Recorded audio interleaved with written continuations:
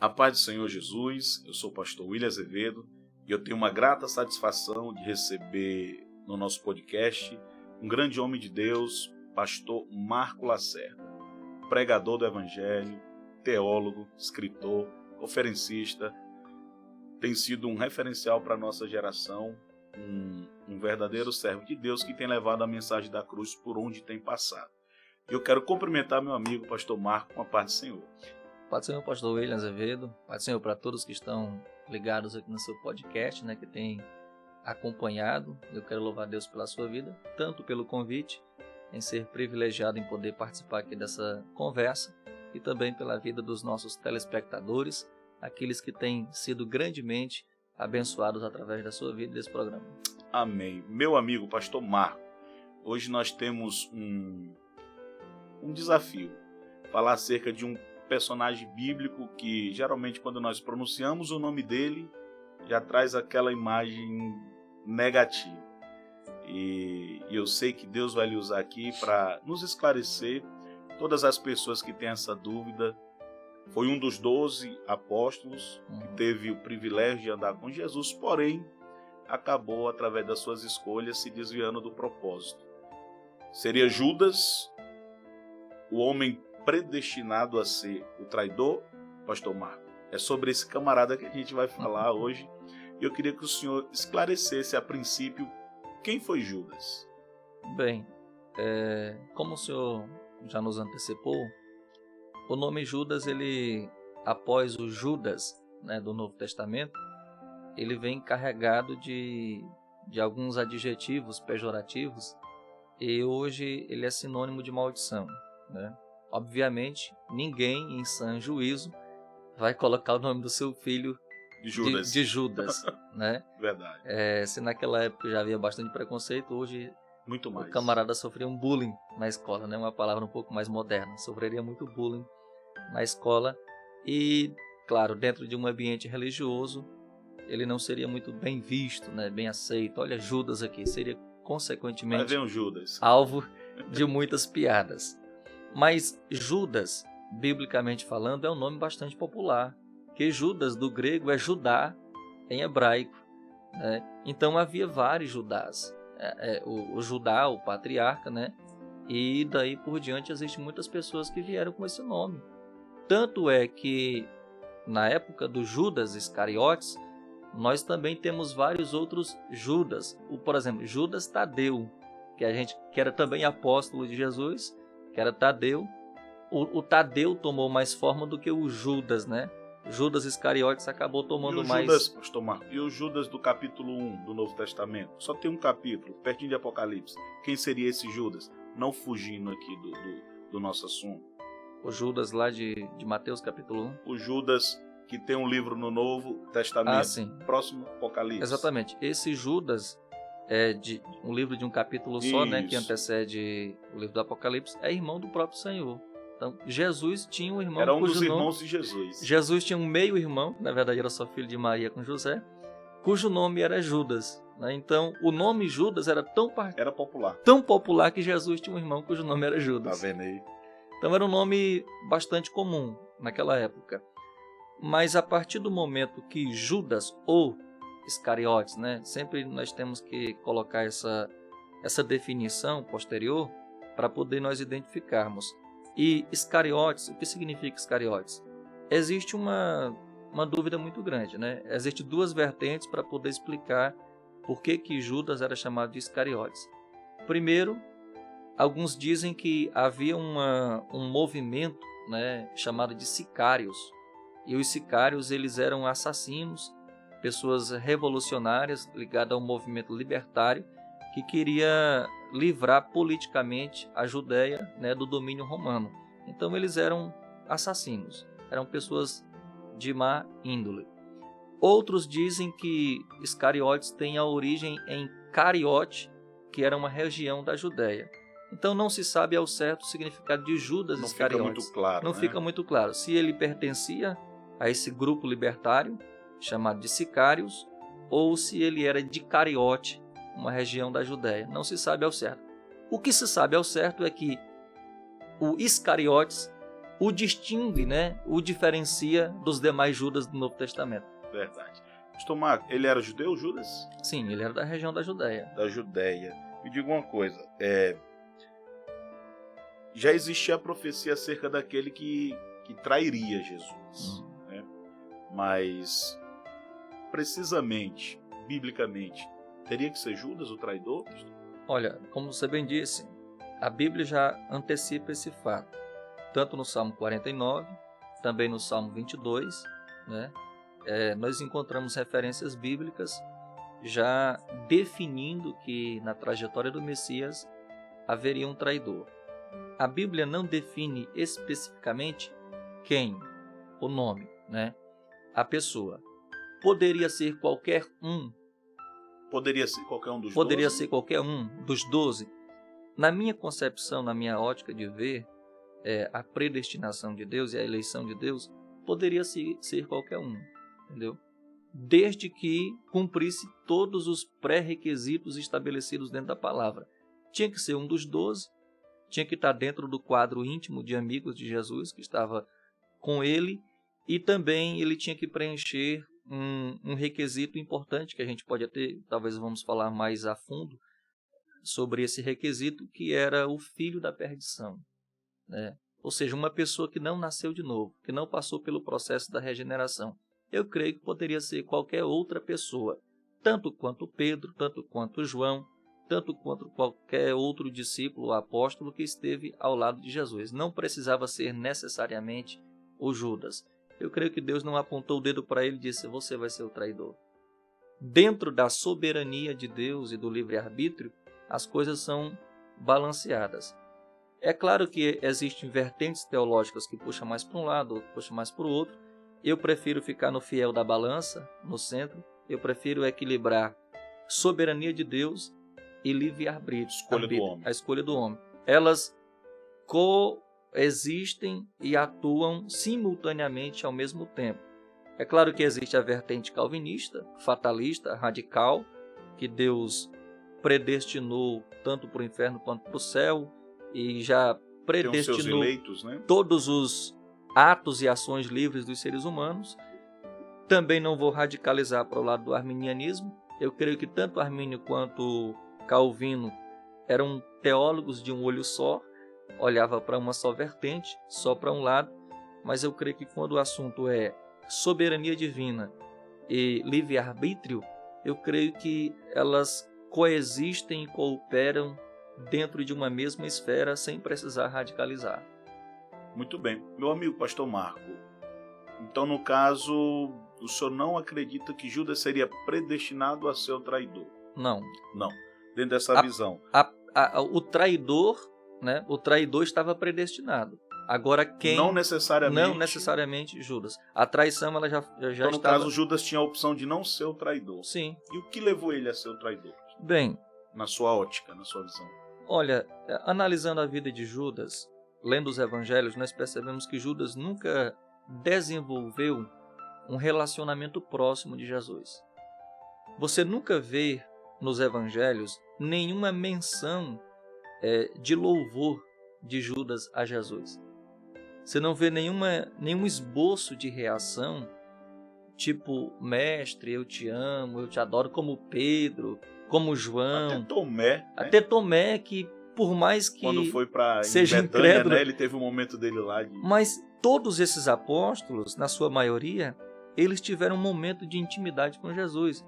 E em todo esse período, nós não encontramos nenhuma demonstração de amor, de uma declaração de Judas.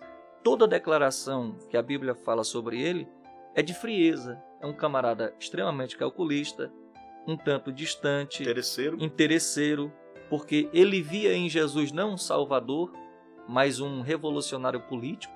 Eu creio que a maior razão pela qual... fosse lutar por uma causa que ele acreditava, correta, né? Isso pode até agregar no sentido de que ele realmente era um sicário, né? O Iscariotes, ele era um sicário, porque ele fazia parte de um movimento libertário. Ele via em Jesus apenas um mestre. A única declaração de Judas a Jesus é Rabi. Mestre. Só mestre, professor. Judas via Jesus apenas como um mestre. Não chamava de Senhor. De Senhor. Nós não encontramos nenhuma declaração de Judas chamando Jesus de Senhor. Encontramos Pedro dizendo que ele era Senhor, João dizendo que ele era Senhor, mas Judas, nós não encontramos ele chamando Jesus de Senhor. Pastor Marco, quando aquela mulher foi ungir Jesus, que ela derramou um unguento sobre Jesus, a Bíblia diz que Judas ficou revoltado com aquela situação. E ele disse assim, para que tanto desperdício? Poderia muito bem pegar isso aí e vender e dar aos pobres. Aí o texto bíblico vai dizer assim, ele não disse isso porque ele realmente se preocupava. Porque se importava com os pobres. Porque ele era ladrão. Jesus sabia quem era Judas. Porque Jesus não chegou e disse, cara, tu tá andando comigo e fazendo coisa errada. Será, pastor Marco, que Jesus deu a oportunidade de Judas mudar, olhando para o exemplo e para aquilo que ele ensinava?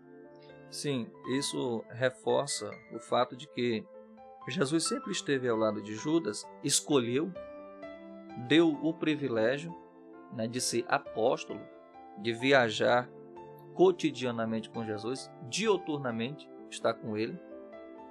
Tinha gente melhor do que Judas? Era alguém de confiança que alguém de guardava confiança, o dinheiro, né? que trabalhava na área da tesouraria, precisava ser alguém de muita confiança, mas ele era um camarada extremamente interesseiro. Ele não via Jesus como salvador da sua vida. Na verdade, Judas, ele nunca nasceu de novo, porque a Bíblia diz que ele era o filho da perdição. Então Judas nunca nasceu de novo. Esse termo, aquela filho declaração, da perdição, sim. Aquela declaração que Jesus disse, na verdade vocês não são 12, né? Qual é o texto aí? Vou fazer questão de ler aqui, para os nossos irmãos que estão acompanhando. Leia o texto para a gente fazer. João capítulo 6, versículo 70. Então respondeu, não fui eu que escolhi os 12? Todavia, um de vocês é um diabo. Veja só, o que Jesus Cristo disse? Todavia, um de vocês é um diabo. Não é o diabo, não é um diabo. A palavra diabo significa inimigo, né? Aquele que luta contra a causa de Deus. Jesus está dizendo do verbo que? Ser. Então, Judas nunca passou pelo processo do novo nascimento. Ele sempre era o velho homem. Ele estava naquele contexto. Estava naquele contexto de milagre, de dons, de operação de curas. Judas fez tudo isso, mas ele ainda era diabo. Ele não passou pelo processo da transformação. Ele tinha dom, tinha poder, tinha status, tinha cargo. O apóstolo estava no meio dos 70 lá. Estava no meio dos 70, foi para o grupo dos 12, mas ele ainda era. Jesus disse que ele é do ser, do existir. Então, no fundo, na sua essência, ele nunca passou pelo processo do novo nascimento. Pedro negou Jesus? Negou, mas Pedro nasceu de novo. Pedro já era de Cristo. Tanto é que ele se arrepende, ele é diferente de Judas. Judas não se arrepende, ele cria remorso. Uma coisa é você doer a consciência e continuar fazendo a mesma coisa. Arrependimento é mudança de atitude, é você recuar, é retroceder, né? Ele nunca nasceu de novo. E na sua pergunta, o que significa filho da perdição? Isso na verdade é um hebraísmo, né? O que é hebraísmo? São características particulares do hebraico, né? E uma característica do hebraico é você dizer que a pessoa é filho de alguma coisa que lhe caracteriza. Por exemplo, se você é sábio, você é filho da sabedoria. Se é rebelde, é filho de rebeldia ou filho de Belial. No caso, Judas, ele era filho da perdição porque ele nunca havia se convertido de verdade. Ele estava perdido. Andando com Jesus, mas perdido. Nunca tinha achado o caminho. João 14,6, quando Jesus disse, eu sou o caminho, parece que ele não estava lá para ouvir esse sermão de Jesus. Muito bem. Pastor Marco, e a Bíblia diz que quando Jesus foi celebrar ali a ceia, que ele declara que um dos 12 ia trair, e a Bíblia diz que os discípulos ficam dizendo ali, cada um usando ali de alguma forma, dizendo que não seria eles o traidor, e alguém faz a pergunta para o discípulo amado que estava próximo de Jesus. Pergunta para o mestre quem é. Aí Jesus diz assim, aquele que põe a mão comigo no prato, se eu não me engano. E era Judas. E a Bíblia diz assim, que quando Jesus disse isso, está escrito assim, E então Satanás entrou em Judas. Ali não foi simplesmente um dos demônios, o próprio diabo entrou em Judas. E Jesus, olhando para o diabo ali através de Judas, porque Jesus sabia, ele disse: o que tem de fazer, faze depressa. Quer dizer que depois disso tudo que o senhor falou, contextualizou quem ele era, interesses próprios, ele andou com o mestre, mas mesmo assim continuou sendo filho da perdição. Isso foi uma espécie de brecha que Judas deixou para que o diabo, através dele, se cumprisse aquela profecia, que ele seria o filho da perdição. Sim, o pecado ele dá legalidade para o diabo. Judas esteve com Jesus o tempo todo, mas nunca nasceu de novo, nunca se converteu e continuou na prática do pecado, roubando. Eu fico pensando aqui, pastor Marco, o que passou na cabeça de Judas quando ele decidiu vender Jesus pelas 30 moedas de prata? Vamos aqui tentar entender o que tinha na cabeça de Judas. Eu vou vender e de alguma forma Jesus não vai se entregar. Porque depois que ele vê que Jesus se entrega, ele se arrepende amargamente. Como na maioria dos discípulos, e na verdade todos os apóstolos, Judas se decepcionou com Jesus. Por quê? Porque ele descobriu que Jesus não era quem ele pensava. E a maioria dos discípulos e a maioria do povo de Jerusalém naquela época esperava que Jesus fosse o Cristo político, o rei que iria libertar somente Israel do domínio do imperador romano. E eles se decepcionaram com Jesus. Mesmo depois da ressurreição de Jesus, lá em Atos capítulo 1, versículo 6, eles perguntam: Senhor, quando vai restaurar o reino em Israel? Ele diz: não, com relação às estações e o tempo, deixa com o Pai. Eu já estabeleci. A minha preocupação com vocês é ir pregar o evangelho e ser testemunha. Ok. Judas, ele se decepcionou, porque ele imaginava que Jesus era outra pessoa. Quando ele descobriu que Jesus não era quem ele pensava, ele estava procurando um meio para entregar. 30 moedas de prata é pouco dinheiro. Não chega a ser o valor de um escravo, porque um escravo valia 50 moedas de prata. Então Judas pegou aí uma bagatela menos do que o valor de um escravo.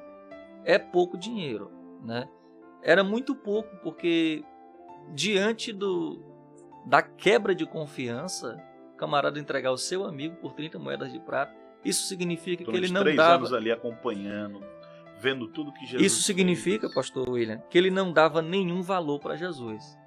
Se Jesus fosse caro para Judas, ele dizia: rapaz, eu entrego ele, mas o valor tem que ser maior, porque é muito caro. Jesus é muito caro para mim, mas para Judas, Jesus não valia um escravo. Ele viu que a pecadora derramou lá um unguento caríssimo. Caríssimo. Veja, bem lembrado, o senhor fez aí um paralelo bem interessante. A pecadora pegou um unguento caríssimo. Judas, 30 moedas de prata. Que valor você está dando para Jesus? Ele não, para Jesus, quer dizer, para Judas, Jesus não valia absolutamente nada. Valia menos do que um escravo, 30 moedas de prata. Pastor Marco, Mateus 26, 24 diz assim: o Filho do Homem vai, como de fato está escrito a respeito dele. Mas ai daquele que trair o Filho do Homem, melhor lhe seria jamais haver nascido. Judas foi para o inferno, pastor Marco? Sim. Eu sei que não é fácil você fazer uma declaração dessa, Não é pelo simples fato dele ter traído Jesus. Esse ai que Jesus... Ai.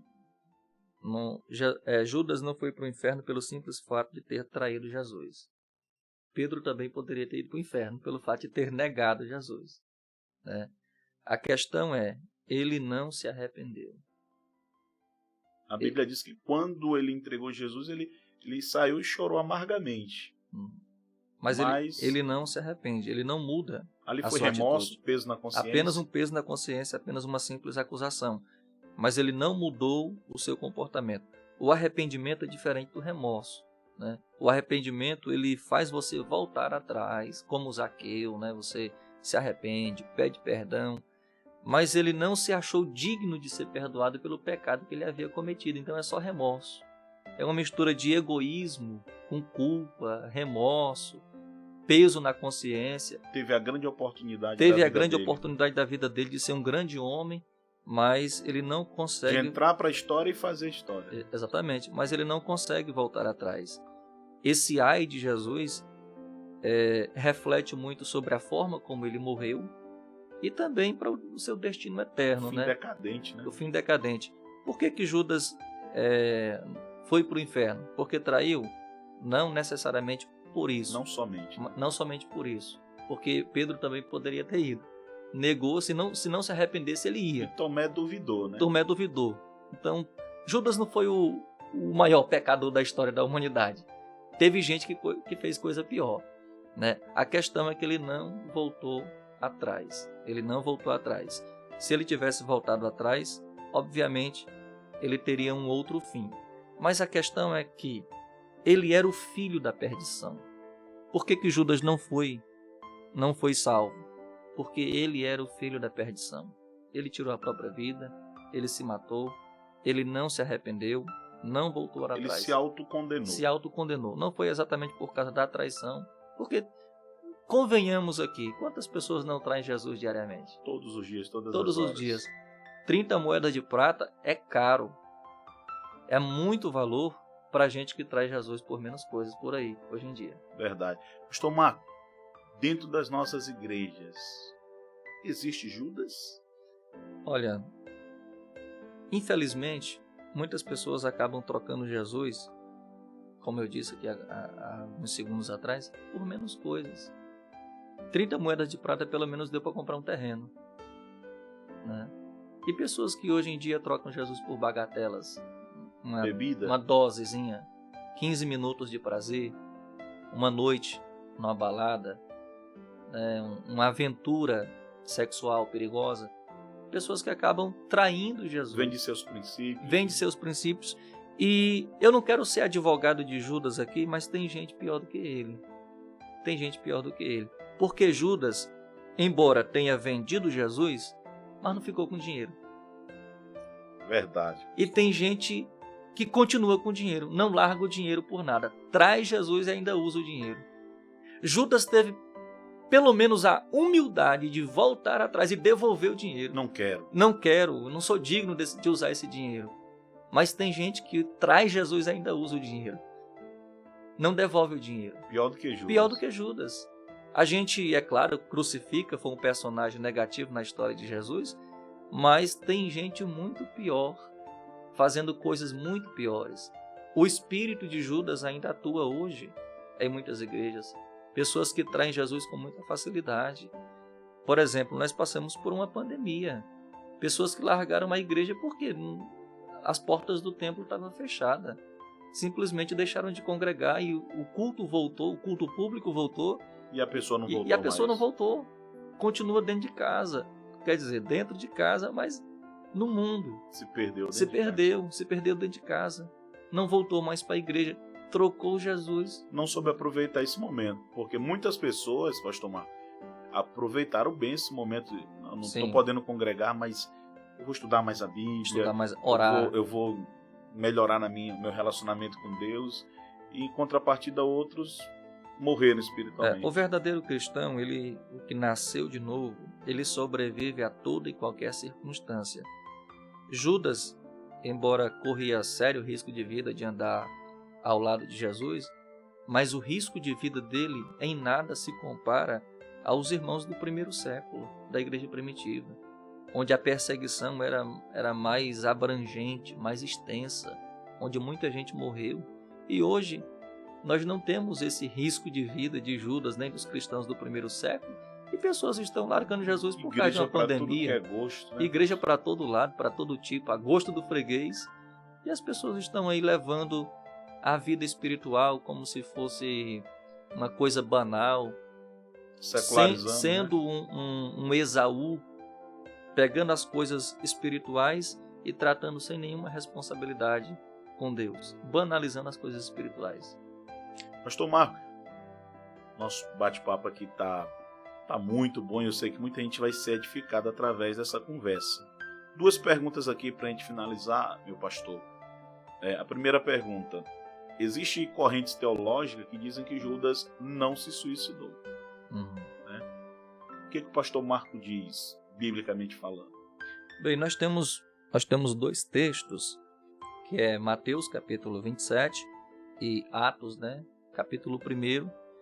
Mateus diz que ele saiu e foi enforcar-se, né? Bem claro, né? Bem claro. Mateus diz de forma bem clara que saiu e foi enforcar-se. Então é suicídio, obviamente. Atos capítulo 1 diz que as suas entranhas, né, se rebentou e precipitou-se no terreno, e as suas entranhas foram expostas.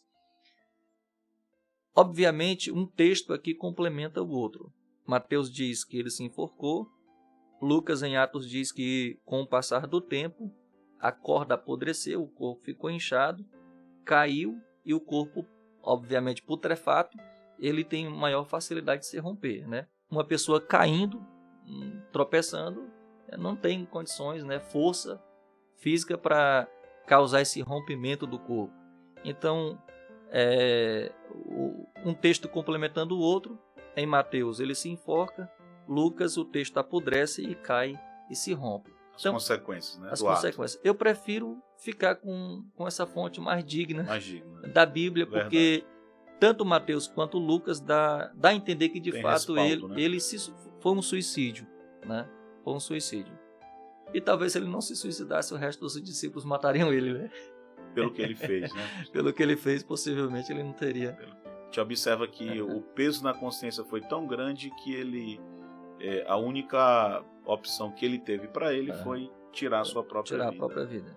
Infelizmente. Ele poderia voltar atrás? Poderia. Mas o remorso... Já existia uma profecia, né? Acerca do traidor. Sim. Né? O melhor nem seria ter nascido. Então as consequências automaticamente, mas a gente sabe que tudo é escolha. Então, para a gente finalizar aqui, meu pastor, fazendo aqui uma espécie de síntese, Judas, ele não foi predestinado a ser o traidor, as suas escolhas, ele se enquadrou nesse perfil lá do filho da perdição. Sim. Ele não passou pelo novo nascimento. Felizmente, ele não aproveitou a oportunidade que ele teve ao lado de Jesus, né? A Bíblia chama ele de ladrão. Então a gente observa que era alguém que estava ali perto de Jesus, mas com outros interesses. Igual muita gente vem para a igreja com outros interesses. E pastor Marco, eu queria que o senhor olhasse para aquela câmera ali e desse uma palavra de Deus para aquelas pessoas que, assim como Judas, está tendo o privilégio, Judas e todos os apóstolos, de andar com Jesus, de servir a Jesus, mas estão brincando. Não entenderam ainda o propósito real do Evangelho. E eu queria agora que o senhor fosse boca de Deus para essas pessoas aqui, no nome de Jesus. Bem, eu quero chamar a atenção dos ouvintes nesse momento, porque a trágica história de Judas, ela nos traz importantes lições. Primeiro, não adianta ter dom, ter posição e não ter caráter, porque Judas tinha tudo isso.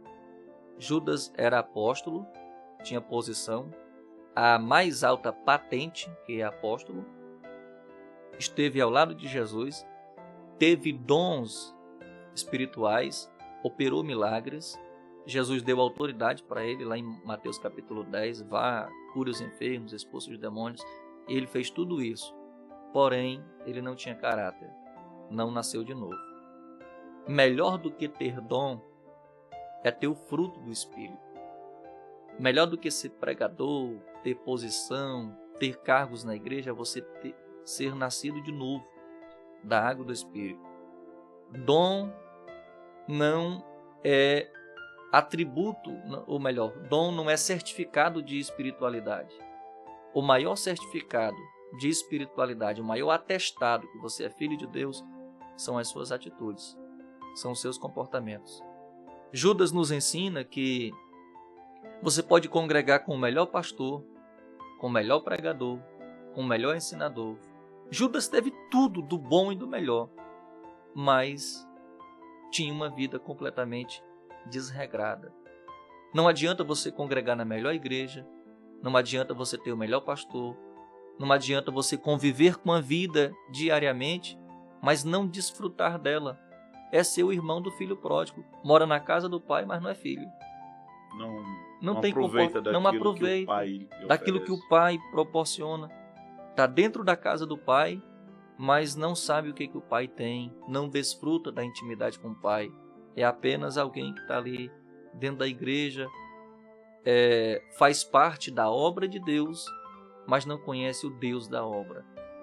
São pessoas que vivem dentro de um ativismo religioso. Judas era religioso. Vivem dentro dessa atmosfera de culto, de ensaio, de vocal, de coral, que prega, que canta, que evangeliza, que tem dons, expulsa demônios, mas naquele dia vão chegar lá e dizer: Senhor, em teu nome eu preguei, expulsei demônio, fiz milagre, fiz tudo isso, ressuscitei mortos, e terão um sonoro não da boca de Jesus. Eu não vos conheço, apartai-vos de mim para o fogo eterno, eu não vos conheço. Essa é a mensagem que eu tenho de Deus para a sua vida, e que você não apenas vive dentro desse ativismo religioso nas igrejas, sem desenvolver um relacionamento sincero, íntimo com Deus. Assim como Judas, infelizmente muita gente está valorizando mais cargos, posições, consagrações, títulos, mas não estão vivenciando a intimidade com o Deus da obra, mas apenas na obra de Deus.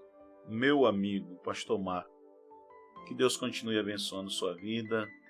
Eu creio que foi bem esclarecedor tudo que a gente conversou aqui. Muita gente será edificada, muita gente vai tirar suas dúvidas, e eu somente quero louvar a Deus por sua vida, por aceitar o nosso convite, estar participando desse podcast e falando acerca de Judas. Foi muito esclarecedor. Deus continue abençoando a sua vida e seu ministério. E eu queria aqui que o pastor Marco fizesse as considerações finais. O senhor pode dar sua rede social para as pessoas lhe acompanhar. Sim. Pregador do Evangelho, tem um ministério e com certeza muitas pessoas irão lhe acompanhar. Então, primeiramente, eu quero agradecer pela oportunidade e pelo privilégio de estar participando aqui do seu podcast. Muito honrado mesmo. Prazer é nosso. Pelo convite, né? E desejo muito sucesso. Que Deus continue abençoando e que esse podcast seja um canal de bênçãos aqui, tanto na cidade de Imperatriz como para o mundo inteiro, através das redes sociais, através da internet. Para quem deseja me acompanhar nas redes sociais, anote aí, o meu Instagram é @MarcosLacerdaOficial. Você vai encontrar lá vários vídeos, vai acompanhar o nosso ministério, a nossa agenda. Sempre posto dicas para pregadores também lá. Sempre na semana eu coloco algumas dicas para você introduzir a mensagem, como pregar, erros que o pregador deve evitar. Então, é um Instagram não apenas para divulgação do ministério. Numa próxima oportunidade a gente fala disso aí, pastor. Não é apenas um Instagram para divulgar a agenda, foto, mas para abençoar os novos pregadores que estão iniciando. Amém? Obrigado. Deus abençoe, pastor. Amém, meu pastor. Disponha sempre do seu servo. Amém. Que Deus abençoe sua vida, que Deus continue abençoando a tua família. Grandemente eu quero orar, abençoando a tua casa no nome de Jesus. Pai, eu te agradeço por esse momento, Senhor, pela vida do pastor Marco, por tudo aquilo que foi exposto aqui, meu Deus. Que muitas pessoas possam ser edificadas e que nós possamos valorizar a oportunidade que o Senhor tem dado a cada um de nós de estar perto de Jesus, Pai. Continua abençoando a todos, que o teu reino venha sobre as nossas vidas e que a tua vontade seja a base das nossas decisões. Pai, continua nos abençoando, é o que eu te peço, no nome de Jesus. Amém. Que Deus te abençoe. A paz do Senhor.